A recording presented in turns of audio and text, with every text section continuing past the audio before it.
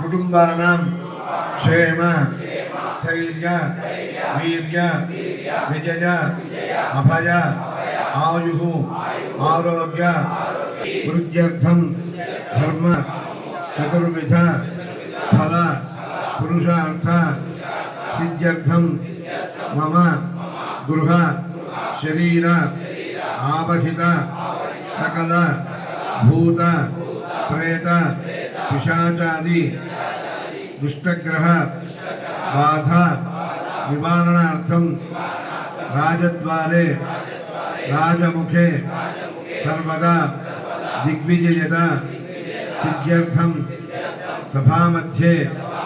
అకుంఠిత వాగ్వైఖరి సిద్ధ్యర్థం సమీపవర్తి